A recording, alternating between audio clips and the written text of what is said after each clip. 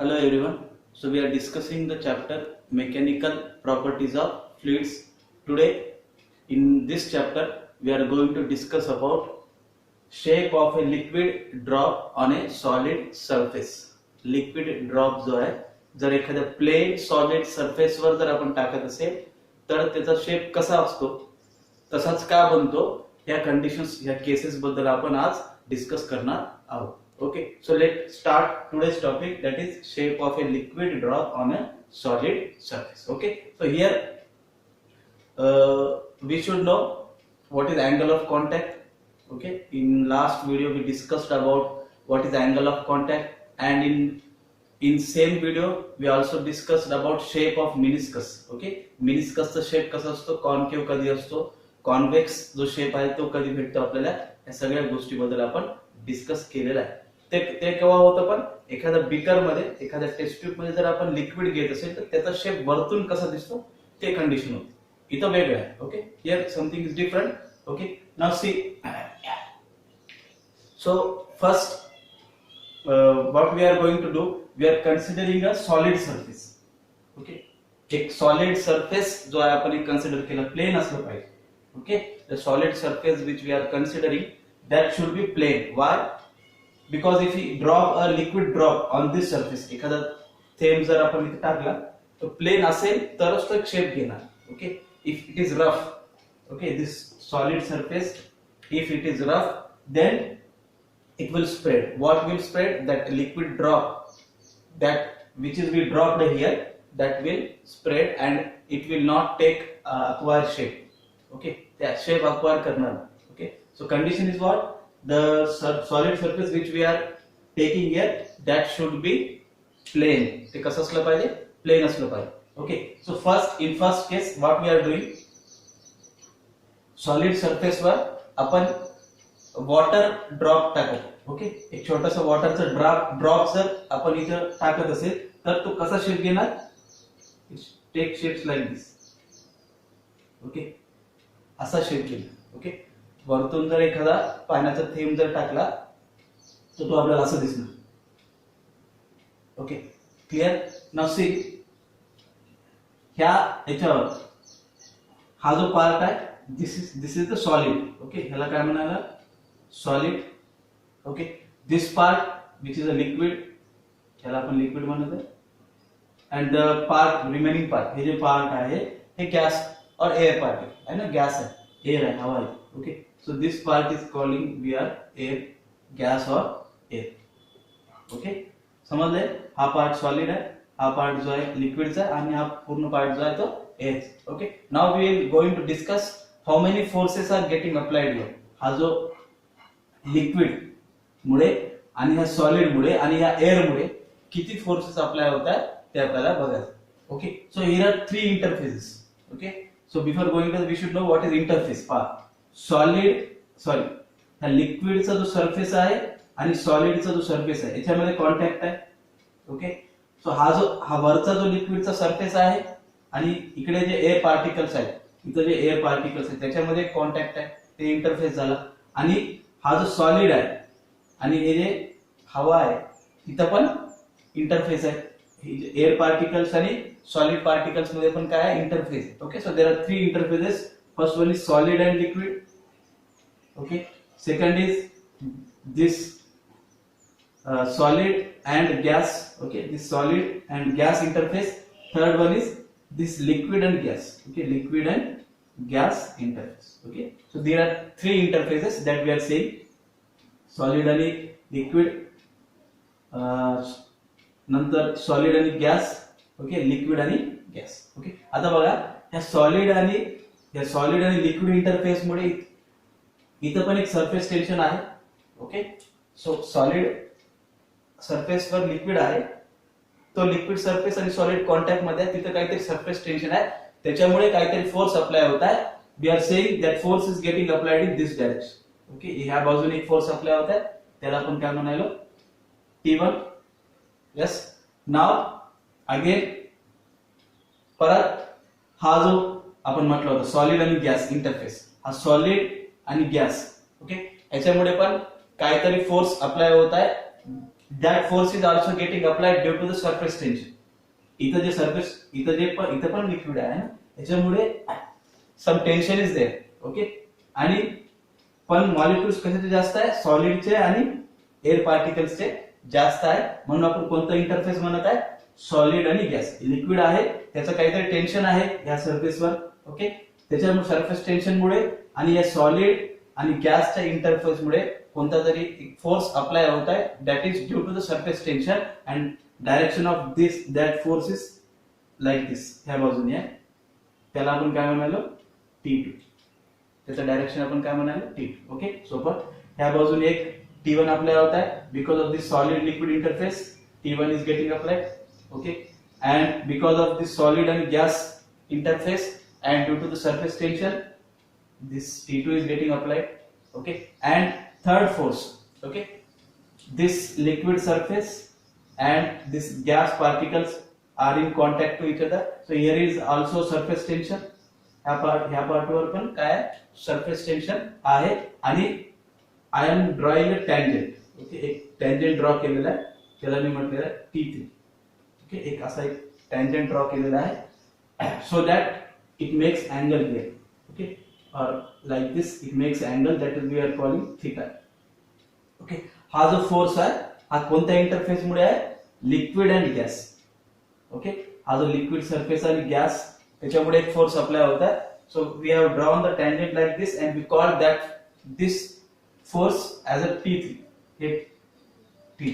हे फोर्स पण काय कशामुळे होत आहे, because of surface. All these three forces T1, T2 and T3 are acquiring, are getting because of surface tension. कशामुळे होत आहे, सरफेस टेन्शन मुळेच होत आहे. Okay, so we have the T2 is in this direction, T1 in this direction and T3 in this direction. Okay, so एवढं clear आहे. Okay, नाव next काय करणार आपण बघा, याला मी इकडे काढतो. हा टँजेंट आहे आपला T3. ओके, है ना, हा टँजेंट जो आहे याला काय म्हणालो आपण, T3. याच्यामध्ये अँगल आहे theta, that is what we call it, है ना. ह्याला आपण दोन कंपोनेंट मध्ये रिझॉल्व्ह करणार आहे ना. वेक्टर मध्ये बघतो आपण, वेक्टर हा जर चॅप्टर केलेला असेल मॅथ मध्ये वगैरे, तर हा जो T3 आहे त्याला दोन अँगल मध्ये डिझॉल्व्ह करणार, सॉरी दोन कंपोनेंट मध्ये काय करणार, डिझॉल्व्ह करणार. एक्स डायरेक्शन एक कंपोनेंट आणि वाय डायरेक्शन एक कंपोनेंट. ओके, मग कसं डिझॉल्व्ह करणार बघा.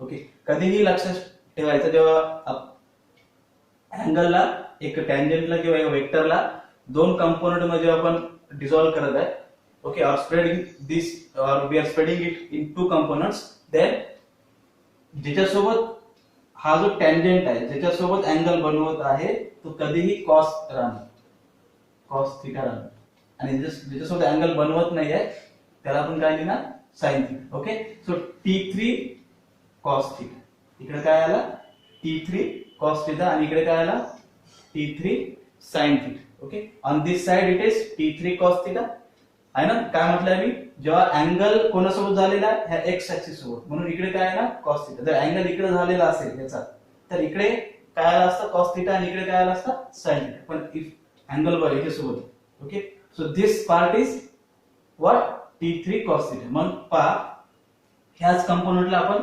आपल्याला sin थीटाशी काही घेणं देणं नाही. ओके, सो ह्याला आपण डिझॉल्व्ह किंवा रिझॉल्व्ह केला आपण कंपोनेंटला, ह्याच कंपोनेंटला दोन याच्यात, एक झाला हा T3 cos थीटा, हा झाला T3 sin theta. Okay, so अजून एक फोर्स, पहिले तर T1 फोर्स अप्लाय होत आहे, कंपोनेंटला रिझॉल्व्ह केल्यावर अजून एक फोर्स इकडे अप्लाय झाला, that is T3 cos theta. समजलं का, आहे ना. आपण ह्या कंपोनेंटला रिझॉल्व्ह केलं, इकडे लिहिले, याच्याशी काही घेणं देणं आपल्याला. सो इकडे एक फोर्स अप्लाय झाला, परत पहिलं तर ह्या दोन इंटरफेस मुळे, है ना, सॉलिड आणि लिक्विड इंटरफेस मुळे एक फोर्स आहे T1. ओके, त्याच्यानंतर हा जो T3 आहे त्याला आपण रिझॉल्व्ह केला वेक्टरचा यूज करून, ट्रिग्नोमेट्रीचा यूज करून, तर इकडे अजून एक फोर्स आला T3 cos. ओके, एवढं समजलं. ओके, आता आपण इक्विलिब्रियम बद्दल खूपदा ऐकलेलं आहे. इक्विलिब्रियम म्हणजे काय, if from two side the force is same, okay, equal force जर अप्लाय होत असेल तर त्या स्टेटला, त्या सिस्टमच्या त्या स्टेटला आपण काय म्हणणार, इक्विलिब्रियम मध्ये आहे. तर हा जो शेप आहे बरोबर, हा जो आपण शेप म्हणत आहे तो इक्विलिब्रियम मध्ये कधी राहणार, जेव्हा हे जे दोन फोर्सेस जे अप्लाय होत आहे, okay, the forces which are getting apply that are equal. Okay, कधी म्हणणार, जे फोर्सेस अप्लाय होत आहे ह्या बाजूनी ह्या बाजूनी, if they are in equal then we say this system is in equilibrium और कॉन्स्टंट. ओके, तर आपण आता इथं अजून करत आहे की हे जे सिस्टम आहे ते इक्विलिब्रियम मध्ये आहे. ओके सर, इक्विलिब्रियम मध्ये असेल तर इकडच्या बाजूने कोणती फोर्स लागत आहे, T2. ओके, आणि इकडे बाजू कोणते कोणते लागत आहे, दोन लागत, T1 plus T3 cos θ. Okay, हा T1 पहिले तर फोर्स, ओके, पहिले जो ह्या सरफेस टेन्शन मुळे जो अप्लाय होत होता त्याच्यानंतर हा T3 cos θ कसा आला असा. ओके, ह्या कंपोनेंटला रिझॉल्व केला आपण. Okay, so we got this equation. Okay, so we are naming it as a equation 1. Okay, त्याच्यानंतर बघा यालाच तर असं लिहिलं, असं लिहू शकतो का, T3 cos θ. ओके, या T1 ला जर मी इकडे आणलं तर काय ना, T2 मायनस T1. समजलं, या T1 ला आपण इकडे आला तो मायनस झाला. ओके, ह्यालाच आपण असं लिहू शकतो, sorry, cos θ is equal to T2 minus T1 divided by T3. Okay, समजलं, समजत आहे. या इक्वेशनलाच आपण सिम्प्लिफिकेशन्स करून या फॉर्म मध्ये आणलं. Okay, cos θ is equal to T2 minus T1 divided by T3. Okay, so this is our equation. Okay, हे इक्वेशन भेटलं आपल्याला. So we are naming it as equation 2. Okay, this is equation 1, this is equation 2. Now see, ह्या equations वर काही conditions apply करणार. Okay, some conditions we are going to apply on this equation. Which equation? This equation 2. Cos θ is equal to T2 minus T1 divided by T3. So let's see which are the conditions. Conditions कोणते apply करणार बघा. बघा, first केस 1.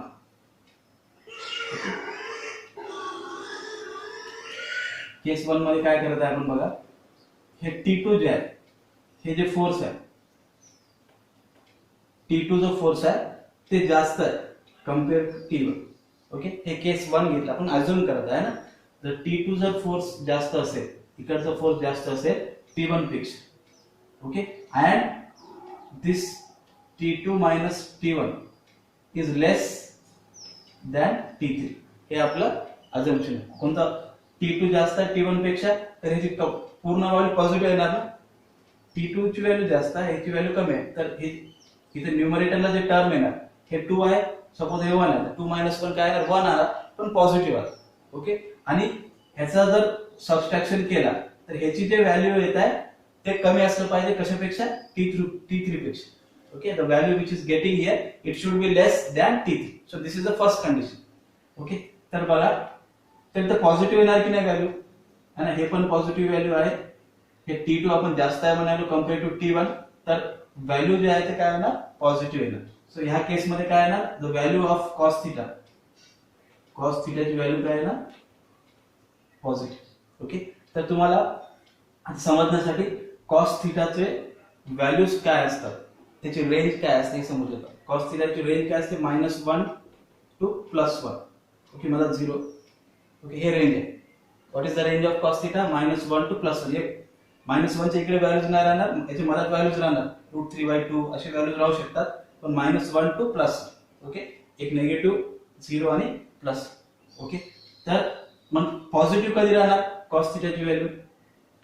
Okay, तर 0 to 90 degree, 0 degree to 90 degree हे जर values बघत असेल, तुम्ही मॅथ मध्ये बघितलेलं असेल, ट्रिग्नोमेट्री मध्ये वगैरे, cos θ ची व्हॅल्यू 0 टू 90 डिग्री काय असते, पॉझिटिव्ह असते. ओके, आणि आपण याच्या पहिले बघितलेलं आहे, 0 टू 90 डिग्री असेल त्याला आपण कोणता अँगल म्हणणार, we call it as a acute angle. काय म्हणणार, acute angle. Okay, this is the first case. Okay, असं जर शेप भेटत असेल, if you are getting this shape, okay, तर त्याच्यामध्ये काय होईल, cos θ ची व्हॅल्यू काय येत आहे, या इक्वेशन वरून पॉझिटिव्ह येत आहे. याचा अर्थ काय, cos θ ची व्हॅल्यू पॉझिटिव्ह कधी असते, या रेंज मध्ये 0 डिग्री टू 90 डिग्री मध्ये काय राहणार, पॉझिटिव्ह राहणार. ओके, मग तो कोणता अँगल बनत आहे, acute angle. We call it as a acute angle. The angle which is getting here is 0 to 90 degree और लेस दॅन 90 डिग्री. 0 पासून स्टार्ट होत आहे किंवा 90 पेक्षा कमी आहे. ओके, तर हे first case, this is our first case. Okay, so I hope you understood this.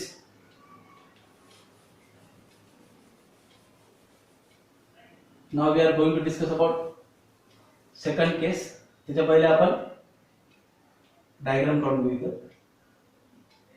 Okay, त्याच्या पहिले जो केस बघितलं होतं त्याच्यामध्ये आपण सॉलिड सरफेसवर वॉटर ड्रॉपलेट टाकलं होतं किंवा वॉटर ड्रॉप केलं. ओके, इथं काय आपण ड्रॉप करत आहे, नेक्स्ट इथं mercury. Okay, so we are dropping the mercury. Mercury जसं ड्रॉप केला सरफेसवर ड्रॉप केला तर त्याचा स्पेरिकल शेप बनतो. ओके, वॉटरचा कसा बनला होता, असा बनला होता सरफेस. पण इथे कसं बनत आहे, मर्क्युरी जर टाकत असेल सॉलिड सरफेसवर, प्लेन सॉलिड सरफेसवर, so the shape which gets here is like this spherical shape we get. Okay, so here also the force is getting T1, this force is getting T2. Okay, but here tangent we have to draw like this. Okay, असा tangent, this is T3. Okay, so the angle is theta. Okay, so हे मागचेच forces आपल्याला T1 इकडे T2 इकडे interface मध्ये solid liquid, solid gas, liquid gas यांच्या interface मध्ये apply होत आहेत forces T1, T2 and T3. Okay, so now case 2. Case 2 मध्ये आपण काय कंडिशन घेत आहे बघा.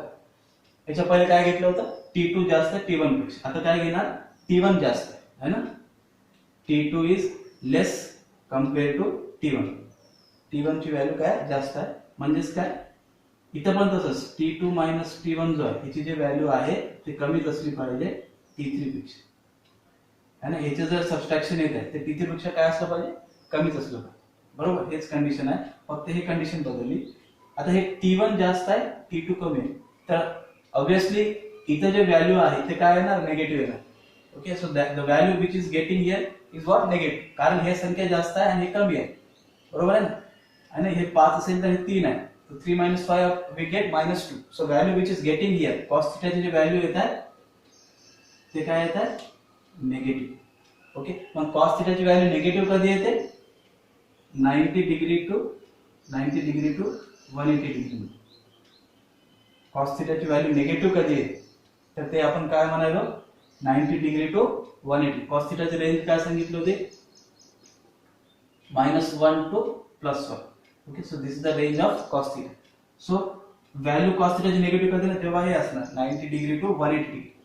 आणि हे आपण मागे बघितलं की 90 डिग्री टू 180 डिग्री असेल तर त्याला 90 डिग्री पेक्षा जास्त आणि टू द 180 डिग्री असेल त्याला आपण ऑब्ट्यूस अँगल म्हणतो. We call it as a obtuse angle. Okay, so this is the second condition. Okay, ह्या इक्वेशन साठी आहे ना.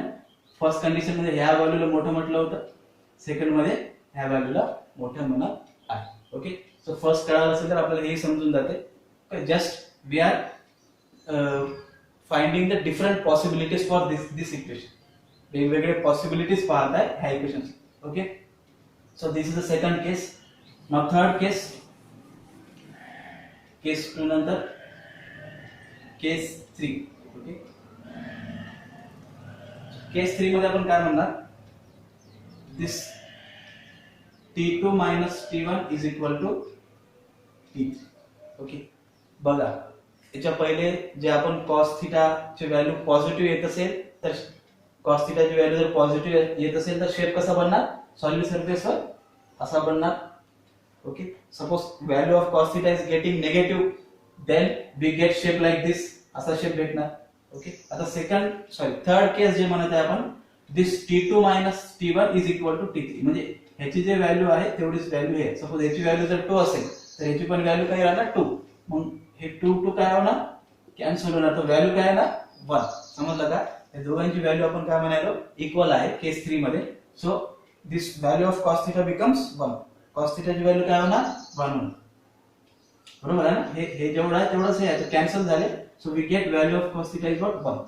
ओके, आता बघा cos थीटाची व्हॅल्यू 1 कधी असते, when cos of 0 degree, cos of 0 काय असतो, 1 असतो.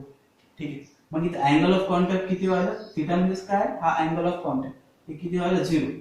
ओके, मग थर्ड केस मध्ये काय होतं, जेव्हा cos थीटाची व्हॅल्यू 0 असेल तर अँगल ऑफ कॉन्टॅक्ट जर 0 असेल आणि आपण ड्रॉप टाकत असेल, सपोज दुसरं कोणतं तरी ड्रॉप टाकत असेल, तर तो स्प्रेड होत असेल, तो स्प्रेड होत असेल, तर तेव्हा आपण काय म्हणणार, अँगल ऑफ कॉन्टॅक्ट 0 आहे, म्हणजे कॉस थिटाची व्हॅल्यू काय आहे 1.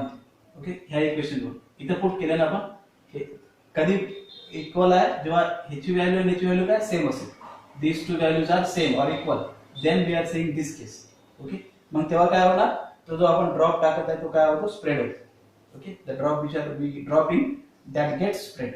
Okay, so this is the third case. I hope you are understanding this. Okay, last case is what we discussed that.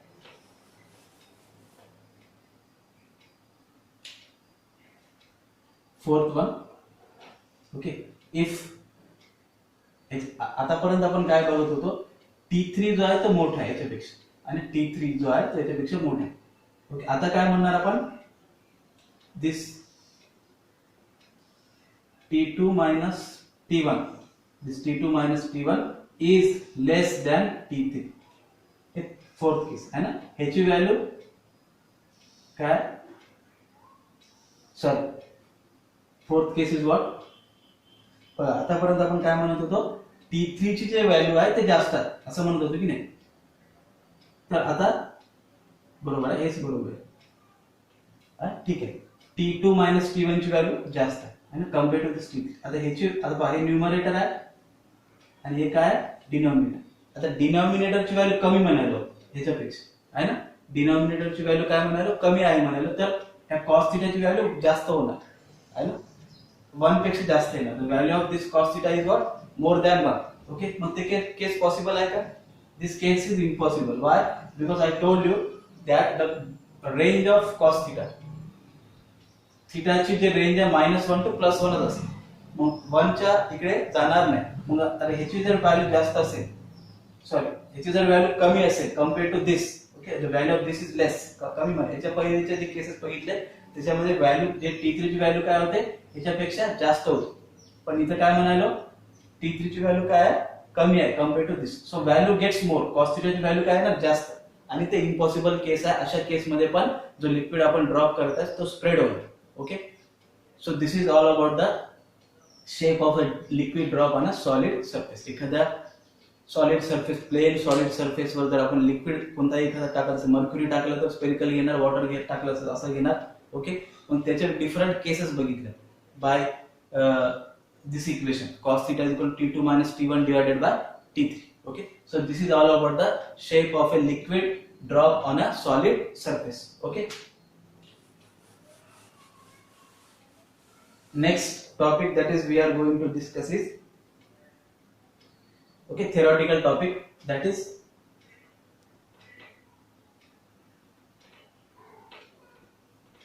factors affecting the surface tension. Okay, और angle of कॉन्टॅक्टला जे affect करतात, surface टेन्शनला affect करणं म्हणजेच काय, angle of कॉन्टॅक्टला पण affect करणं, म्हणजे कोणते फॅक्टर्स जे आहेत, आता लिक्विड मध्ये कोणते फॅक्टर्स असल्यामुळे सरफेस टेन्शन कमी होतो किंवा सरफेस टेन्शन जास्त होतो हे आपल्याला बघायचं. Okay, so first is nature, first is what, nature of solid and liquid. Okay, first point काय म्हणालो आपण, सॉलिड जो घेतलेला आहे, आपण एखाद्या बिकर मध्ये लिक्विड टाकली तर तो लिक्विडचं नेचर कसं आहे, त्याची डेन्सिटी कशी आहे, ज्या सॉलिड मध्ये आपण टाकली त्याची डेन्सिटी कशी आहे ह्याच्यावर पण डिपेंड राहणार. Okay, so surface tension depends on nature of the materials which are taking. Okay, solid and liquid. Second आहे इम्प्युरिटीज, है ना. इम्प्युरिटीज म्हणजे काय, आता वॉटर आहे, वॉटर मध्ये जर मी दुसरं काय ऍड केलं असेल तर तेव्हा सरफेस टेन्शन काय होतं, कमी होतं जास्त होतो. मग इम्प्युरिटीज ऍड केल्यामुळे पण काय होतं, सरफेस टेन्शन कमी जास्त होतं. Okay, third is temperature.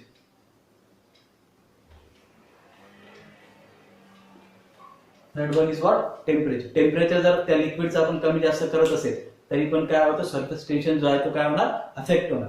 Okay, so if you are increasing the temperature, okay, जर आपण एखाद्या लिक्विडचं टेम्परेचर जर इन्क्रीज करत असेल तर याचा अर्थ काय आहे, त्याचा अँगल ऑफ कॉन्टॅक्ट डिक्रीज करत.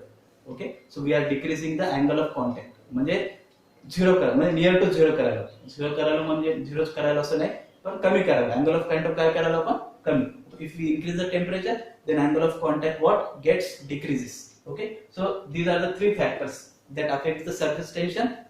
If it is affecting the surface tension, that means what, it is also affecting the angle of contact. Okay, so that we can conclude from here. Okay, so now by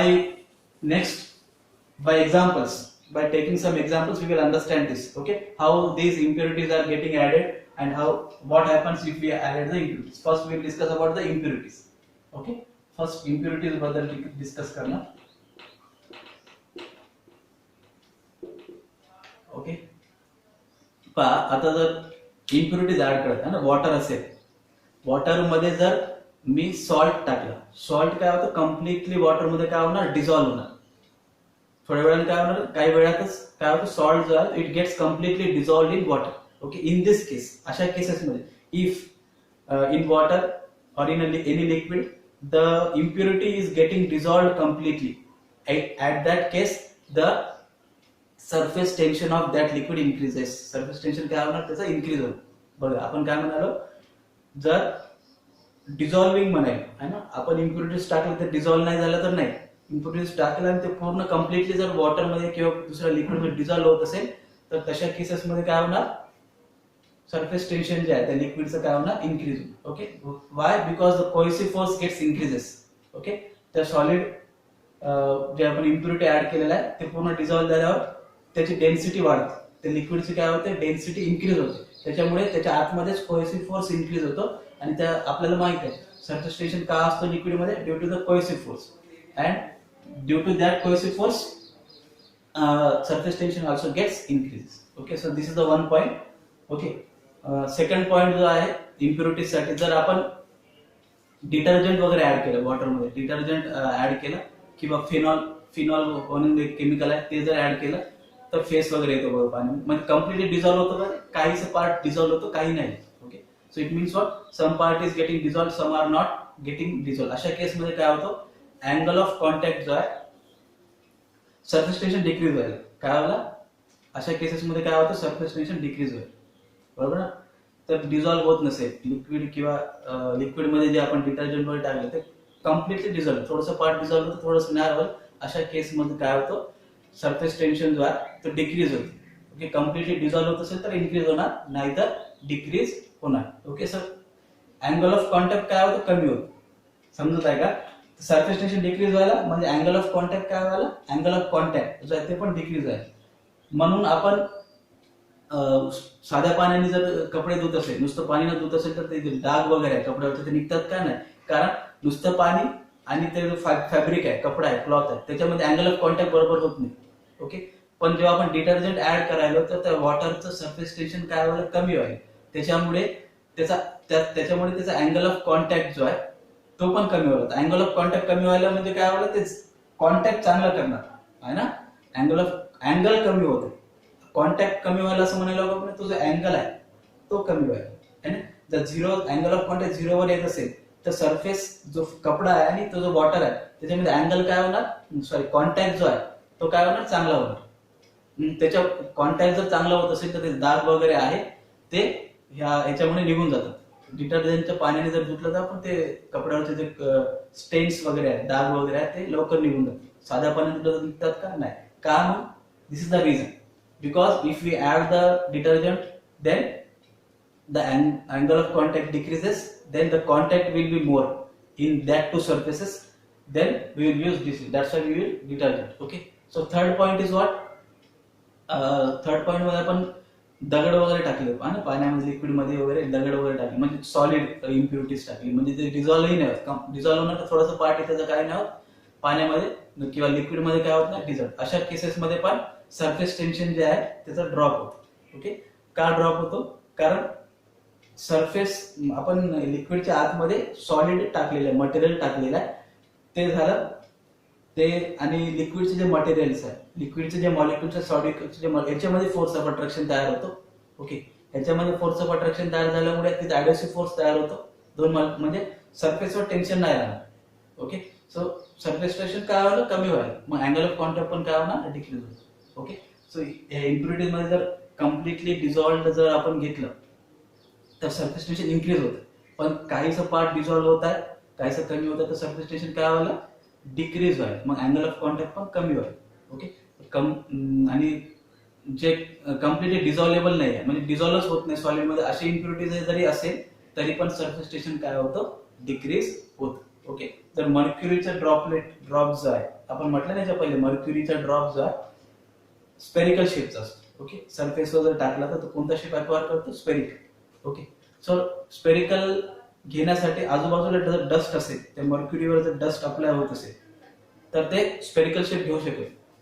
जेव्हा ते dust निघून जाणार तेव्हाच ते spherical shape घेणार. Okay, so second effect is what, temperature.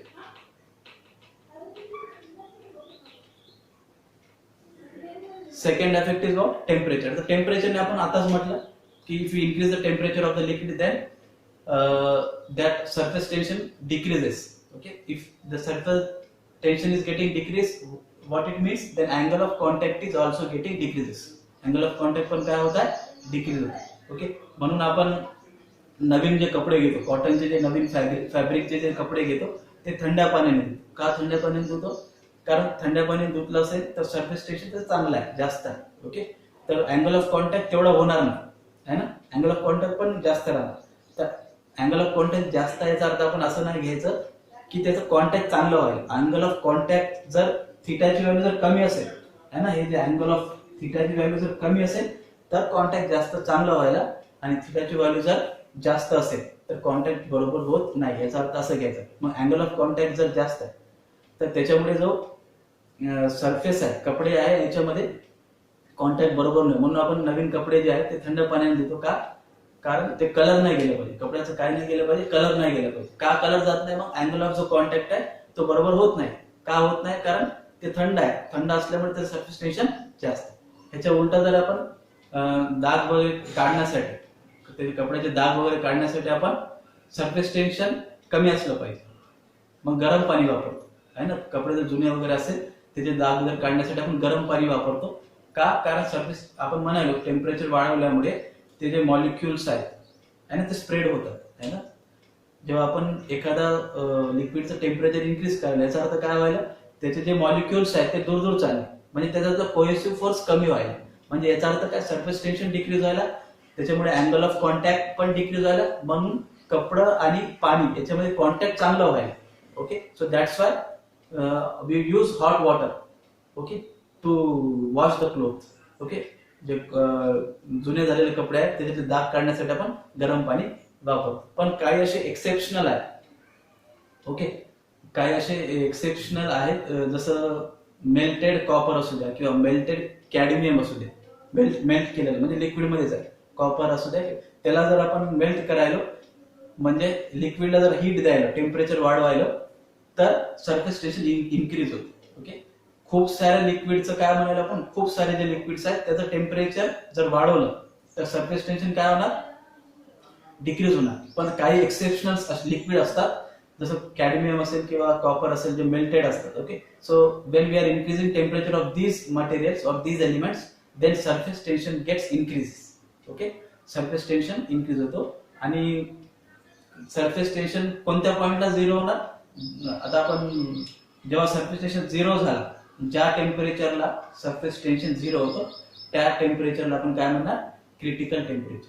We call it as a critical temperature. समजत आहे का, आपण सर इन्क्रीजच करायला ना, लिक्विड आहे त्याचं टेम्परेचर इन्क्रीज करायला. ओके, कुठपर्यंत इन्क्रीज करायला, जेव्हा सरफेस टेन्शन झिरो झाला, है ना, जोपर्यंत सरफेस टेन्शन झिरो नाही होत, तर ज्या टेम्परेचरला सरफेस टेन्शन जा तो झिरो होतो त्याला आपण काय म्हणणार, critical temperature. Okay, so I hope you understood this factors जे आहेत ते सरफेस टेन्शन कोणते अफेक्ट व्हायला, त्याचं नेचर, त्याच्यामध्ये ऍड होणारे इम्प्युरिटीज, टेम्परेचर याच्यावर डिपेंड करतात. मग टेम्परेचरवर आणि इम्प्युरिटीजवर कसं डिपेंड करतो आपण बघितलेलं आहे. ओके, सो आणि शेप कसा, याच्या पहिले काय बघितलं होतं, लिक्विड ड्रॉप जर सरफेसवर टाकला, सॉलिड सरफेसवर कोणता शेप घेतो, वॉटर टाकलं तर कोणता घेणार, मर्क्युरी टाकलं तर कोणता घेणार, हे आपण आजच्या व्हिडिओमध्ये डिस्कस केलेलं आहे. So okay, I hope you understood this also. Okay, so let's see you in next video. Okay, until then, bye.